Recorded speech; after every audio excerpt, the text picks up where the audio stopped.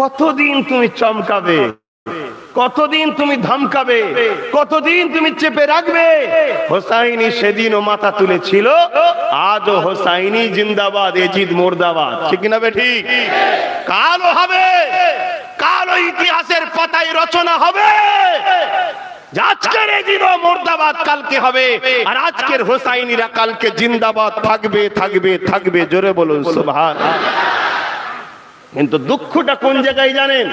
দুঃখটা আমাদের লেবাসে, আমাদের টুপিতে, আমাদের দাড়িতে, আমাদের পিরহানে, আমাদের নামেতে, আমাদের মসজিদে, আমাদের ঘরেতে এক দল সাধুরূপী শয়তান আছে। এরা, ওদের যদি কুড়ুলের বাঁট না হতো তাহলে ওরা কখনো আমাদেরকে আঘাত করতে পারত না। তাই কুড়ুলের পিছনে কম ছোট বাঁটটাকে আগে পুড়িয়ে দাও। বাঁট পুড়ে গেলে গুরুল আর কথা বলছেন না কেন? লোহা যতই শক্তিশালী হোক, কাটার ক্ষমতা নেই যদি বাঁট কাট না থাকে। কথা বুঝে আসছে? আর আজকের দিনে এই বাঁটগুলো সবচেয়ে বেশি ক্ষতি করছে। এই বাঁটগুলো যে কানে, বুঝতে পারছেন না, কাউকে যদি একটা বিষ খাইয়ে দেওয়া হয়, ওর থেকেও মারাত্মক জিনিস হচ্ছে কারো কানে বিষ দেওয়া হয়। কানে বিষ দিলে সমাজ মরে যাবে, আর একজনকে বিষ দিলে সে মরবে শুধু। এই কানে বিষ দিচ্ছে আমার কওমের কিছু। এরা সেজে আছে। আচ্ছা, এটা কি নতুন না? আমার নবীর সময় ছিল।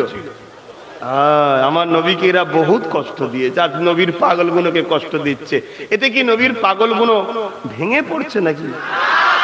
ভেঙে পড়ার কোনো জায়গা নাই। এখানে মার খাবেন না ওখানে খাবেন, দুটোর মধ্যে একটা জায়গা। যদি বলেন এখানে ঠিক আছে, ওখানে ক্লিয়ার। যদি বলেন ওখানে মার খাবো, এখানে ক্লিয়ার হও। কথা বুঝছেন না? বোঝেন না? দুটো জায়গা আল্লাহ শান্তি দেবে না, জাত পাকের কসম করে বলেছে। দুনিয়ায় যদি তুমি বেউজ্জতি হও, লাজ্জিত হও, বেউজ্জতি তো নয়, মানে বোঝাবার জন্য বলছি, একটু টানা হিজড়া লগড়া লগড়ি যদি করে, মনে রেখে দিও হকের পক্ষে যদি মজবুত হয়ে দাঁড়াতে পারো, ওখানে তুমি শান্তি 100%। জোরে বলুন সুবহানাল্লাহ। আর এখানে যদি লগড়া লগড়ির ভয়ে দালালি করো, এ গেলেও চুমু, এ গেলেও চুমু, বুঝতে পারছেন না? তাহলে ওখানে তোমার লগড়ানো হবে, এমন লগড়া হবে বলার মতো নয়।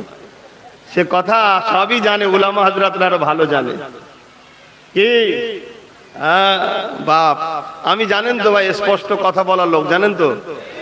ব্যক্তিগত কারোর সঙ্গে আমার রাগও নাই, ঝগড়াও নাই। কারোর সঙ্গে যদি সম্পর্ক থাকে কার জন্যে? আল্লাহ আল্লাহ রসুলের জন্য। নবীটাকে বাদ দেবেন না। নবীটাকে বাদ আল্লাহ দেয় না, আপনি দিচ্ছেন কেন? আল্লাহ আল্লাহ রসুলের জন্য। আর যদি কারোর সঙ্গে দুশ্মনীও হয়, আল্লাহ আল্লাহ রসুলের জন্য। কারোর সঙ্গে যদি আত্মীয়তা করি, কার জন্যে? আর কারোর সঙ্গে যদি আত্মীয়তা কেটে দিই, বাপ আগে নয়, মা আগে নয়, বন্ধু আগে নয়, পীর আগে নয়, মুফতি আগে নয়, মৌলানা আগে নয়, ইমাম আগে নয়, নেতা আগে নয়, লিডার আগে নয়, কেউ আগে নয়, সবার আগে আল্লাহ ও আল্লাহর রসুল। এটা মাথায় যেন থাকে।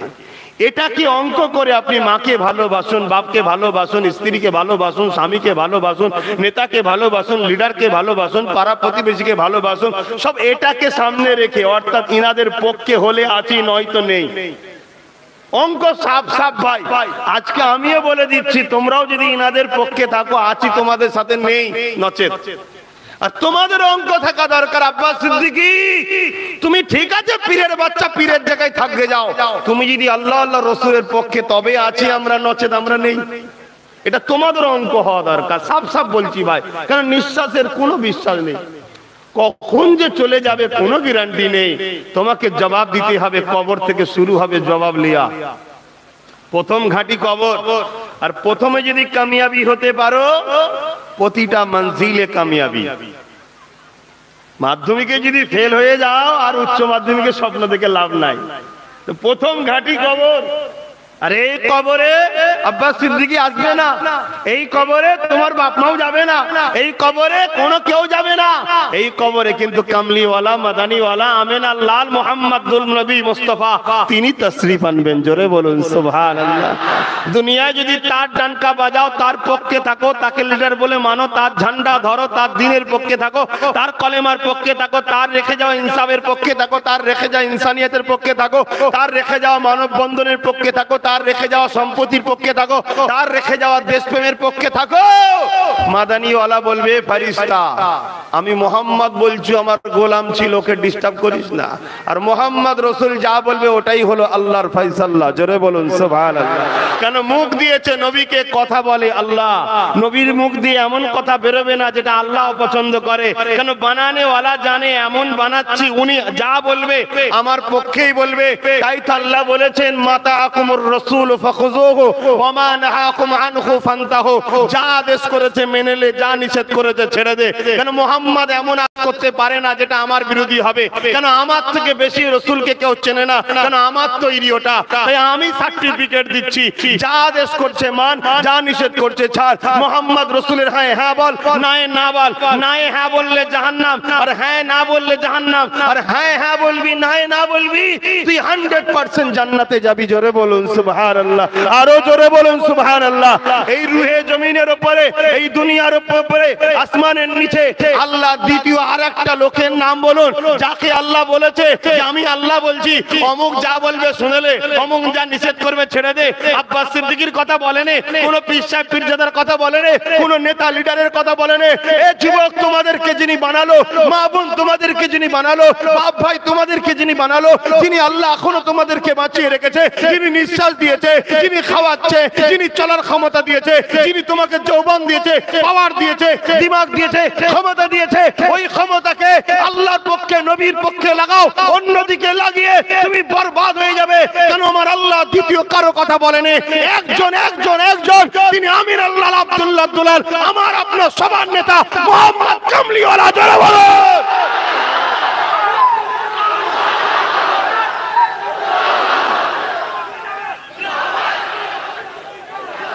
সেই নবীর মাহফিল বন্ধ করছে কারা, আমাদের কি জানতে বাকি রয়েছে? অতএব আমরা যেন নবীর মাহফিলের বন্ধের পক্ষে যেন না চলে যাই, আমরা যেন নবীর মাহফিলের বন্ধের পক্ষে না চলে যাই। গোপন সূত্র সম্পর্ক থাকলেও জানবেন কে? আল্লাহ।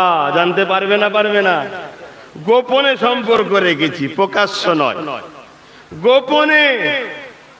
ঠিক আছে ভাই, ধর্ম আমি ইসলাম করি, হ্যাঁ, কিন্তু দুনিয়াদারিতে আপনার সাথে আছি, গোপনে হাত মিলিয়ে রেখেছে, ওপরে সব বুঝতে পারছে না। শুনছেন? সে পীর সাহেব হোক আর পীরজাদা হোক, হাজি হোক আর গাজী হোক, নামাজি হোক আর যেই হোক, যদি গোপনেও হাত রাখে, আল্লাহ জানে না? জানে না? এই বাড়িটাই কেউ উঠতে পারবেন এই দিক দিয়ে? এই বাড়িটায় কেউ যদি উঠতে পারবেন? কিন্তু দুজন যদি আপনাকে হেল্প করে, তা আপনি বাড়িটায় ঢুকলেন, ক্ষতি করলেন বা চুরি করলেন বা কিছু করলেন, করে যাবার সময় অন্য দিক দিয়ে চলে গেলেন, আপনাকে ভাগও দিল না, ওই দুজনকে ভাগও দিল না। এখন শাস্তিটা কি যে একা হয়ে চুরি করে মাল্লিক আছে তার হবে না, এই দুজনেরও হবে? তাহলে জলসা মাহফিল, কোরআনের মাহফিল বন্ধ করতে চাইছে যারা, তারা শুধু একা শাস্তি হবে না, তাদেরকে যে সহযোগিতা করে তুলেছে ওপরে তাকে হবে। শুনছেন তো বাপ? মনে রেখে দিও, যেতে হবে কোথায়?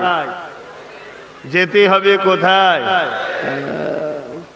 তুমি এই দেহটাকে দেখোনি, রুটা সবার বেরোবে, আমারও বেরোবে, যেতে হবে সবাইকে। আরে মুসলমান ঘরে ছেলে মেয়েরা, তরুণেরা, বড় কষ্ট বেদনা লাগে সামান্য দুনিয়াদারি অভাবের জন্যে বা সামান্য দুনিয়া লোভ লালসার জন্যে আজ মুসলমান দাবিদার হয়ে আল্লাহর দ্বীনের বিরোধী হয়ে গেলাম, কোরআনের বিরোধী হয়ে গেলাম, রাসূলের সুন্নাতের বিরোধী হয়ে গেলাম। আল্লাহ নবী জানিয়ে দিলেন তোমাদেরকে তিনটে জিনিস রেখে গেলাম, কিতাবুল্লাহ আল্লাহর কিতাব, সুন্নাতে রাসূল আমি নবী আমার সুন্নাত, তিন নম্বর হলো আহলে বাইতি আমার পরিবার আমার বংশধর। এই তিনটেকে মজবুত করে ধরবে। অর্থাৎ আমার সুন্নাত নিতে গেলে আমার আহলে বায়াতদের কাছে যাও, আমার আহলে বায়াতদের ঘরে থেকে সুন্নাতটা নাও। আর কোরআন নিতে গেলে আমি নবী আমার সুন্নাতটাকে নাও। সুন্নাত বলতে নবী যেটা করেছে এই আম্মা জান আয়েশা সিদ্দিকা রাদিয়াল্লাহু তাআলা আনহা জানিয়ে দেন কানা খুলুকুল্লাহুল কুরআন, আমার নবী পাকের চরিত্র মোবারকটাই হলো কোরআন।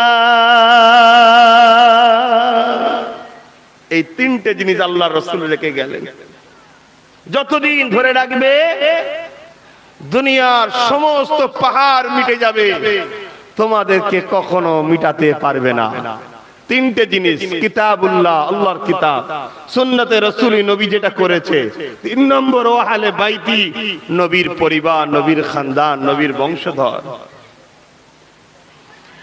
আজ দুনিয়ার লোভ লালসায় পড়ে কিছু মানুষ নবী বংশের সন্তানদের ঘরে ছোট বড় কথা বলতে আজকাল পিছপা হয়নি। বলা তো দূরের কথা, এখন তাদের সম্বন্ধে মিথ্যা মিথ্যা প্রচার করতে পর্যন্ত পিছপা হয়নি। মনে রেখে এটা কোনো আশ্চর্যের বিষয় নয়। কেন ইতিহাসের পাতা সাক্ষী দেয় ইমামে আজম নোমান বিন সাবেদ বানু হানিফা হুজুরের ওপরে মিথ্যা কথা বলে হুজুরকে জেনে পর্যন্ত বন্দী করা হয়েছিল। ইমামে মালিক হুজুরের বিরুদ্ধে মিথ্যা কথা বলে প্রচার করে বন্ধ করা হয়েছিল। কেননা ইনারা হকের পক্ষে ছিল না, এর পক্ষে ছিল, আল্লাহ রাসূলের পক্ষে ছিল। এই জন্য জালিমরা কোনোভাবে ইনাদেরকে রুখতে না পেরে কওমের একদল গাদ্দারদের দ্বারা ইনাদের সম্বন্ধে মিথ্যা প্রচার করিয়ে ইনাদেরকেও জেলে বন্দী করা হয়েছিল। এ যুবক ইতিহাস শুনে দেখে নাও, ইতিহাসের পাতা সাক্ষী দিতে লেগেছে আমার নবী পাকের বিরুদ্ধ পর্যন্ত মিথ্যা প্রচার করা হয়েছে। শুধু তাই নয়, মুনাফিকরা আমার নবী পাকের পাক আহলিয়া যাদের সম্বন্ধে আল্লাহর কোরআনে পবিত্রতার ঘোষণা রয়েছে, সেই আম্মা জান আয়েশা হুজুরের মতো পবিত্র নারীর বিরুদ্ধে এই মুনাফিকরা তহমত পর্যন্ত লাগাতে পিছপা হয়নি। আজকে দিনে একদল মুনাফিক যে নবীর বংশধরদের বিরোধী করবে না, এটা আশ্চর্যের কিছু নয়। কিন্তু দুঃখের বিষয় হলো এটা, কিছু মানুষ দাদা হুজুর, পাঁচ হুজুর এবং নবীকে ভালোবাসে বলে, তারা কেমন ভালোবাসে বুঝে আসে না, এখনো তাদেরকেই আপন মনে করে নেয়, এটা বুঝে আসে না। শুনছেন তো সবাই? মাইকের আওয়াজে বুঝতে পাচ্ছেন? অসুবিধা হচ্ছে না তো? এই না জওয়ান তরুণেরা, আম্মা জানেরা, বোনেরা, চিরস্থায়ী দুনিয়ায় থাকা হবে না, চলে যেতে হবে সবাইকে। তবে মনে রাখেন আল্লাহ আপনাকে কেন দুনিয়ায় পাঠালো, যে জন্য পাঠালো ওই কাজটুকু আপনি কতটুকু করতে পারলেন, এর জন্য আপনি কতটুকু তৈরি হয়েছেন, এটা আপনাকে জানতে হবে। আল্লাহ আপনাকে কি জন্য দুনিয়ায় পাঠিয়েছে বুঝার জন্য বলছি। বড় সহজ হবে যদি আপনি আমার নবীর জীবনীটা দেখেন, কেননা নবী যা করেছে ওটা আপনার জন্য মডেল, ওইটা আপনাকে করতে হবে। নবী যা নিষেধ করে দিয়েছে ওটা আপনার জন্য মডেল, সেটাকে ছেড়ে দিতে হবে। কেন আল্লাহ খোদ নিজে কোরআনে জানাচ্ছেন, লাকাদ কানা লাকুম ফি রাসূলিল্লাহি উসওয়াতুন হাসানা। এই দুনিয়ার মানুষ, আমি আল্লাহ তোমাদের জন্য আমার হাবিবকে মডেল করে পাঠিয়েছে। আমার হাবিব হাবিব যা করেছে তোমরা মেনে নাও, আমার হাবিব যা নিষেধ করেছে ছেড়েছে তোমরা ছেড়ে দাও। তাই আমাদেরকে দুনিয়া জমিনে কি করতে আল্লাহ পাঠিয়েছে, এটা যদি হাকিকাতটা জানতে চান তাহলে প্রতিটা মানুষকে মুহাম্মদ রাসূলের জীবনী অবশ্যই জানতে হবে, পড়তে হবে, শুনতে হবে। পড়ার সময় নেই, শোনারও সময় নেই, জানারও সময় নেই, তাহলে জান্নাতে যাবারও সুযোগ নাই। সোজা কথা রে বাবা, আল্লাহ কারো মুখাপেক্ষী নয় যে আব্বাস সিদ্দিকী দাদা হুজুর আওলাদ ওকে জান্নাত না দিলে আমার পাওয়ার কিছু কমে যাবে, এমন ব্যাপার আল্লাহ নয়। শুনছেন না শোনেন না? আব্বাস সিদ্দিকীর কোনো হাইসিয়াত নেই আল্লাহ পাকের কাছে। আল্লাহ তো অনেক দূরের কথা, মুহাম্মদ রাসূলের জুতোর কাছে আমার কোনো মূল্য নেই। তুমি তাহলে কে? তুমি কে? এত মিজাজ, এত গরম, এত বেখিয়াল, এত উদাসীন কেন? পেটের বড় জ্বালা ধরেছে? হ্যাঁ, খাতুনে জান্নাত কি আল্লাহ পাক কিভাবে পরীক্ষা নিয়েছে জানো? এ মা বোনেরা মন দিয়ে শোনেন, আপনাদের বাচ্চা কি বলছে, আপনাদের ভাই কি বলছি, কথা বন্ধ করেন, শোনেন। ধ্বংস হয়ে যাচ্ছে পৃথিবীতে, কি হচ্ছে দেখুন। কারাগারের মধ্যে বন্দী করে এক একটা মুসলিম নারীকে 14 জন 15 জন করে পশুরা রেপ পর্যন্ত করছে। পৃথিবী চুপ চুপ। একটা মুসলমান লিডারের নাম বলুন যে মুসলমানদের জন্য কাঁদে, মুসলমানদের জন্য আওয়াজ করে, পৃথিবীতে বলুন। তোমরা এতিম সন্তান হওয়ার পরও এত কেন লাপালাপি? তোমাদের কি ভয় লাগে না? তোমরা কাদের উপরে নির্ভর করে আছো? কাদের উপরে? যারা তার সৃষ্টিকর্তাকে অপমান করে, যারা তার আল্লাহ রাসূলকে অপমান করে, তারা তোমাদের দরদি হবে, এটা মনে করো। তাহলে তোমাদের পক্ষে আছে কে? বলবে আল্লাহ রয়েছে, আল্লাহর জন্য তোমরা করো কি? করতে যদি নাও পারো কমসে কম ক্ষতি তো করো না নবীর দিনের। তোমরা তো আল্লাহর নবীর দিনের ক্ষতিকারক হয়ে যাচ্ছ, তোমাদের নিজেদেরই জ্ঞান নেই। বেজার হচ্ছেন রাগ করাতে? আপনাদের করুন কি দৃশ্য আসছে, চোখ যা দেখছে আপনারা দেখতে পাননি। এ চোখ দেখছে আগামী 1.5-2 বছরের মধ্যে আপনাদের উপরে কি করুন দৃশ্য আসছে। আমি জানি না 1.5-2 বছর আজ বাঁচবো কি, 1.5-2 দিন বাঁচবো কি জানি না, 1.5 মিনিট বাঁচবো কি তাও আমার জানা নাই। হ্যাঁ 1.5 মিনিট বাঁচবো কি আমি জানি না, আগামী 1.5 মিনিটের মধ্যে এক্ষুনি মধ্যে আমার মৃত্যু হয়ে যেতে পারে, আমার জানা নাই। কিন্তু আল্লাহ যা দেখাচ্ছে, এই দেখা আমাকে পাগল করে তুলেছে। যারা কি করবে, এদের অবস্থা কি হবে? এরা নিজেদের জন্য এত বেখিয়াল কেন, এত গাফিল কেন? এরা কি মোবাইল গুলো হাতে নিয়ে কি করে? এরা কি একটু খবর দেখে না? বিশ্বে কি হচ্ছে একটু কি দেখছে না? কোথায় কি ঘটছে এরা কি জানে না? আর যখন আমি তোমাদের এইভাবে বাঁচাবার চেষ্টা করছি, চেষ্টা আমার, বাঁচাবেন কে? কিন্তু তোমারও ইচ্ছা থাকা দরকার, কারণ আল্লাহ বলেছে আমি ওই জাতিকে কখনো পরিবর্তন করব না যারা ইচ্ছা হয় না পরিবর্তন হবার। হ্যাঁ ইচ্ছা করেছে, হাজারো বাধা এলো, একদিন ওই জাতি কামিয়াবি হবে। জোরে বলুন সুবহানাল্লাহ। ইচ্ছা তো তোমায় করতে হবে, কিন্তু আমি চেষ্টা যখন করি এ সমাজকে একটু জাগাবো, এ সমাজকে একটু বুঝাবো, তাই আমার আজকে কত দুশ্মন চতুর্দিকে বুঝতে পারছো না? কত রকম বাধা আমাকে নিয়ে হচ্ছে বুঝতে পারছো না?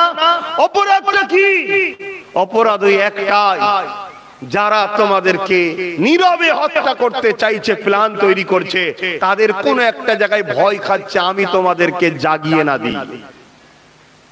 জাগিয়ে দিলে তারা জানে বদরের ইতিহাস, জাগিয়ে দিলে তারা জানে গরিবের নওয়াজের ইতিহাস, জাগিয়ে দিলে তারা জানে চীনের সেই 30,000 যুবকের ইতিহাস তারা জানে, জাগিয়ে দিলে মুজাদ্দিদ আল-ফিসানির ইতিহাস তারা জানে। তোমরা জানোনি, তারা জানে।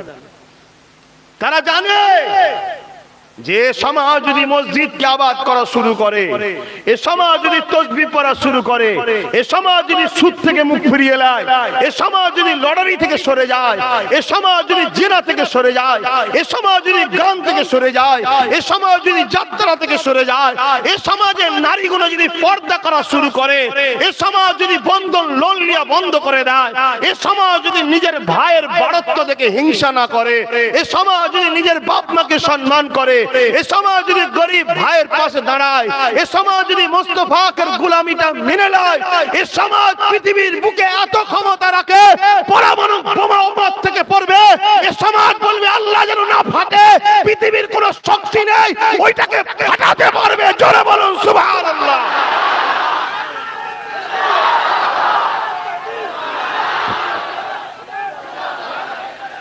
পৃথিবী এই ইতিহাসটা জানে, তাই তোমাদের ঘরে পৃথিবী আল্লাহ থেকে রসুলের থেকে সরিয়ে গান দিয়েছে, যাত্রা দিয়েছে, জুয়া দিয়েছে, মদ দিয়েছে, তাড়ি দিয়েছে, গেঁজা দিয়েছে, শরাব দিয়েছে, জেনা দিয়েছে, সুদ দিয়েছে, তোমাদেরকে সমাজ ভিক্ষা দিয়েছে। কেন ভিক্ষা খেলে আল্লাহ অপছন্দ করে সমাজ জানে, তোমরা জানো না। আল্লাহ ভিক্ষাকে অপছন্দ করে সমাজ জানে, তোমরা জানো না। আজকে এই সমাজ তোমাদের ঘরে মোহাম্মদ রসুলের থেকে আল্লাহ থেকে অনেক দূরে সরিয়ে দেওয়া হচ্ছে, আর আমরা যখন এসে তোমাদের ঘরে আল্লাহ রসুলের সঙ্গে জুড়তে চাইছি, যারা সরাতে চাইছে তাদের ভয় হচ্ছে। তারা তখন আমাকে দালাল কখনো বলছে, কখনো কি বলে দাদা হুজুরের কলঙ্ক বলছে, কখনো সিলসিলার ক্ষতিকারক বলছে, ইটা সিটা হ্যান ত্যান কত কি বলে, শুধু যাতে তোমরা আমাকে আসামি মনে করে আমার কথাকে গুরুত্ব না দাও। এটা সমাজের ওই শ্রেণী চাইছে যে শ্রেণী তোমাদের ঘরে আল্লাহ রসুলের থেকে সরিয়ে ভিখারি বানাতে বানাতে বানাতে এমন জায়গায় দিয়ে দিয়েছে, গলায় কুকুরের যেমন বেল্ট থাকে, মাফ করবেন সত্য কথা বলছে, আপনাদের গলাতেও দাসত্বের বেল্ট অনেকের পড়িয়েছে, এখনো পড়ানোর লাইন চলছে। কথাটা কি আমার মনের মতো লাগলো না বিরোধী হয়ে গেল? আর যদি মনে হয় এই বেল্টকে খুলুন, এই বেল্টকে খুলে নিজের কদমে দাঁড়িয়ে প্রমাণ করে দিন আমরা মুস্তাফার গোলাম ছিলাম, আছি। সবে কিয়ামত পর্যন্ত আমার নসলে যত বাচ্চা আসবে আমরা তাদেরকে কখনো মেনে নিতে পারি না যারা মুস্তাফার দ্বীনকে মিটাতে চাই, ঠিক না বেঠে? তাতে দাদা হুজুরের আওলাদ দাবি করে আসুক, কোন পীর সাহেব দাবি করে আসুক, বড় জুব্বা লাগিয়ে আসুক, মুফতি দাবি করে আসুক, আব্বাস সিদ্দিকী হোক, যেই হোক, মুস্তাফার দ্বীনকে যারা মিটাতে চায় তাদের সঙ্গে আমাদের যোগাযোগ থাকতে পারে না। মুস্তাফার দ্বীনটা কি এটাই তো বুঝলাম না। মুস্তাফার দ্বীন মদকে বন্ধ করা, মদকে প্রতিষ্ঠিত করা নয়। মুস্তাফার দ্বীন সুদকে বন্ধ করা, সুদকে প্রতিষ্ঠিত করা নয়। মুস্তাফার দ্বীন নারী দেহ ব্যবসা বন্ধ করা, নারী দেহ সার্টিফিকেট লাইসেন্স দেওয়া নয়। মুস্তাফার দ্বীনটা কি? মা বাপকে ভালোবাসা, বৃদ্ধাশ্রম তৈরি করে বাবা বাপকে ভর্তি করে পয়সা ইনকাম করা নয়। মুস্তাফার দ্বীনটা কি? গরিবকে সাহায্য করা, গরিবকে লুটা নয়। মুস্তাফার দ্বীন কি? মানুষ একমাত্র দাসত্ব করবে আল্লাহর, মানুষ মানুষের খোদা হবে। মুস্তাফা এটা মেনে লাইনে এই আবু জেহেল উঠবার মতো রাজ ক্ষমতার অধিকারীদের বিরুদ্ধে লড়ে এই পৃথিবীর মানুষকে মুস্তাফা আজাদ করে দিয়েছে। জোরে বলুন সুবহানাল্লাহ।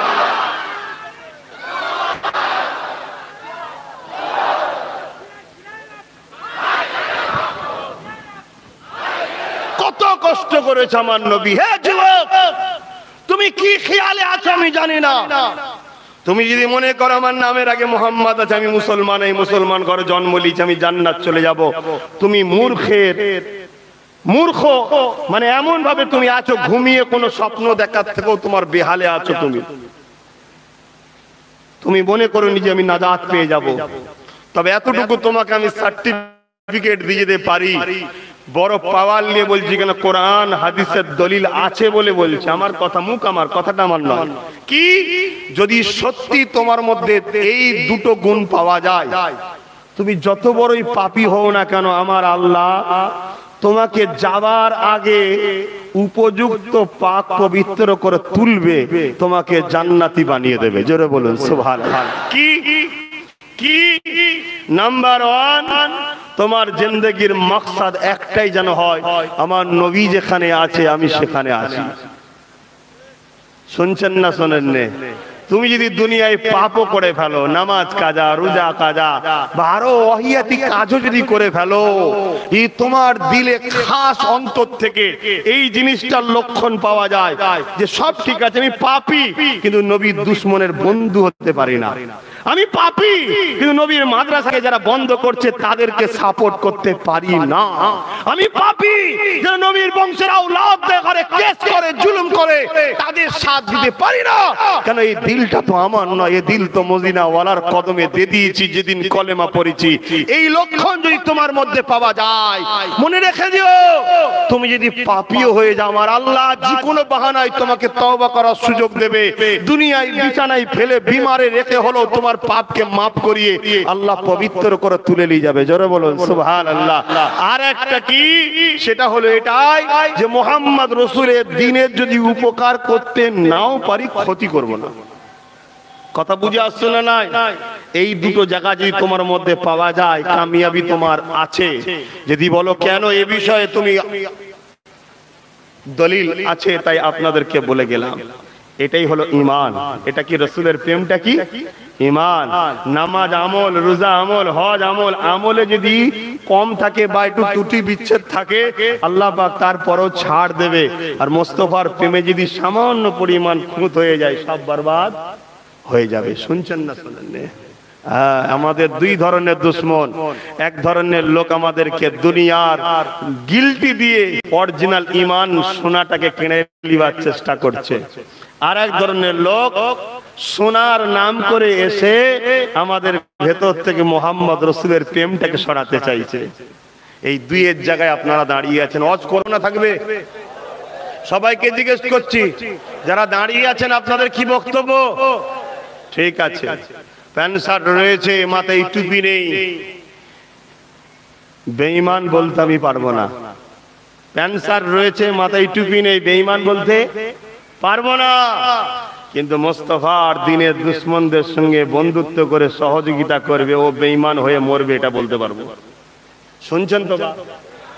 তাতে বড় দাড়ি থাকলেও 10 বার হজ করে এলো, ও বেটা বেঈমান হয়ে মরবে। কথা বুঝে আসছে?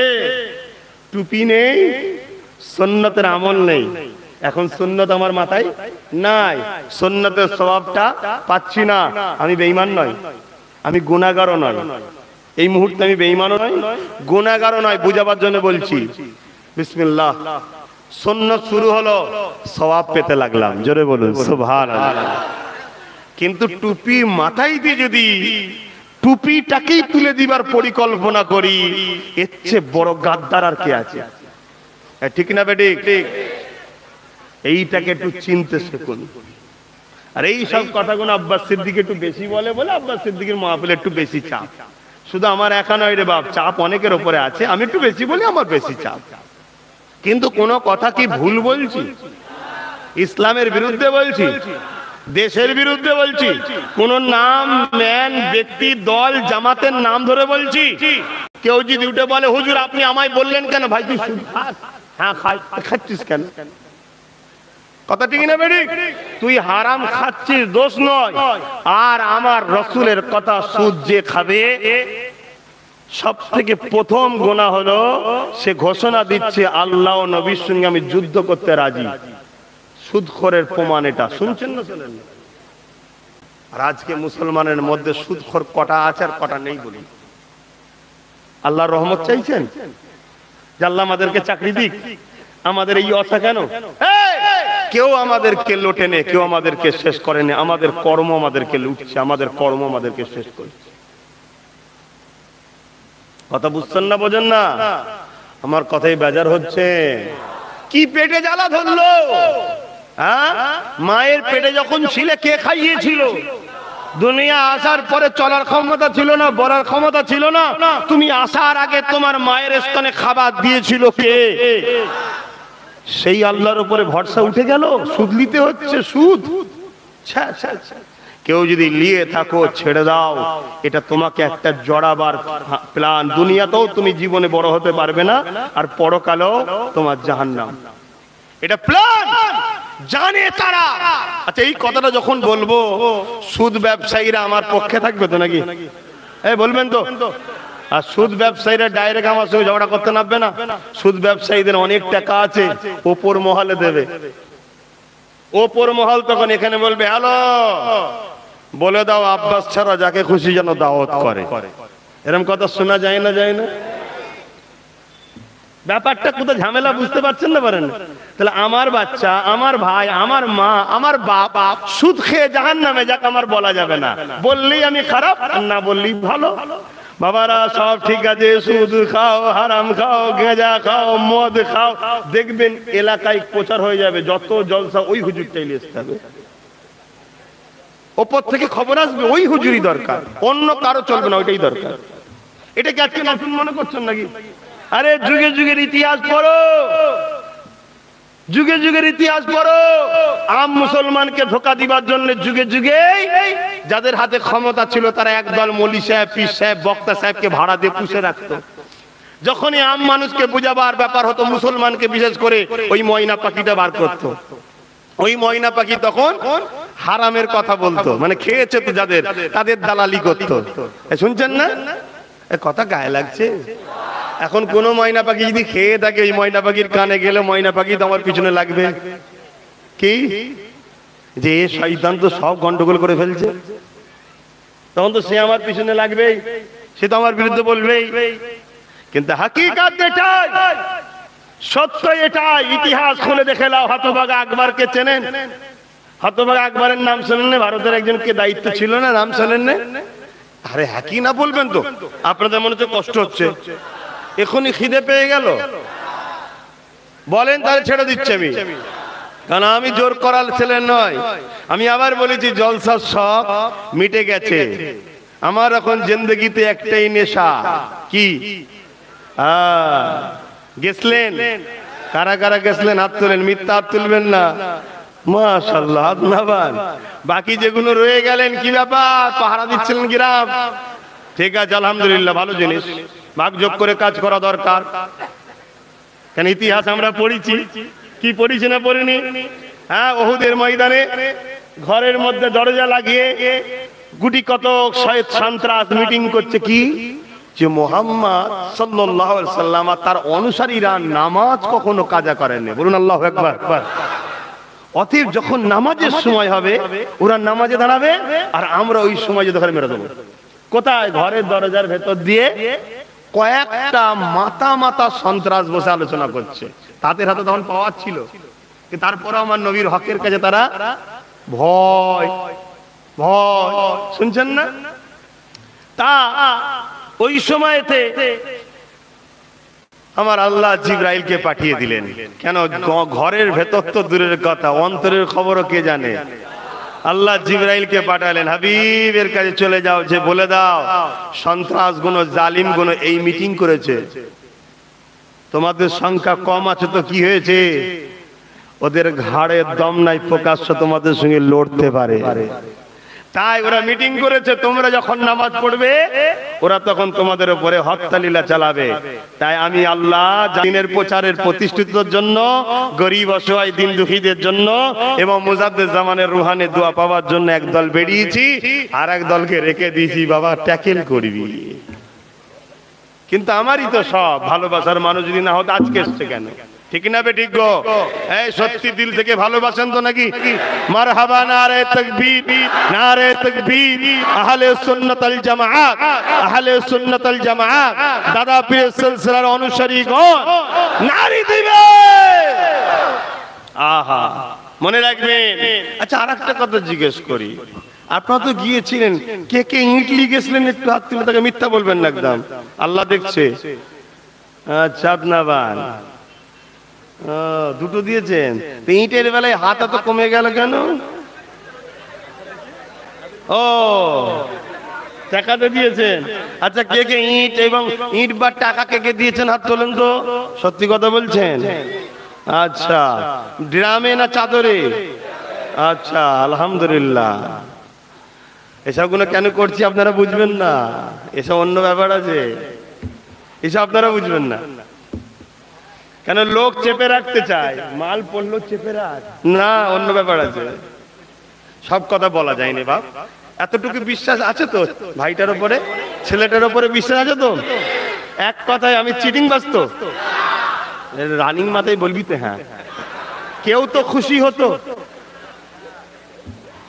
দরুদ শরীফ আল্লাহুম্মা সাল্লি আলা সাইয়্যিদিনা মাওলানা মুহাম্মদ ওয়া আলা আলি সাইয়্যিদিনা।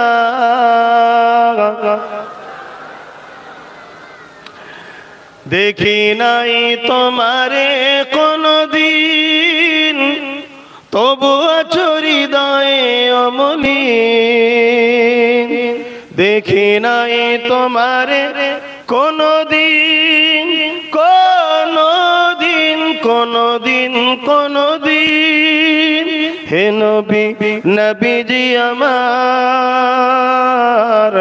তুমি আছো হৃদয়ের গভীরে, তুমি আছো হৃদয়ের গভীরে।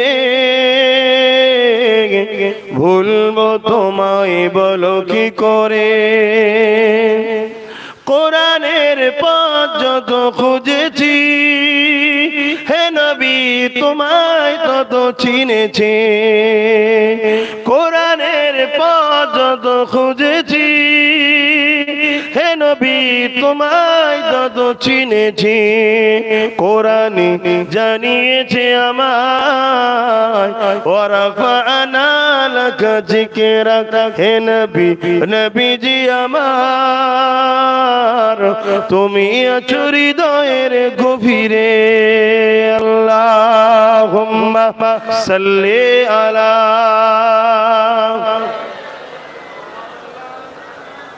ওয়া আলা আলি সাইয়্যিদিনা।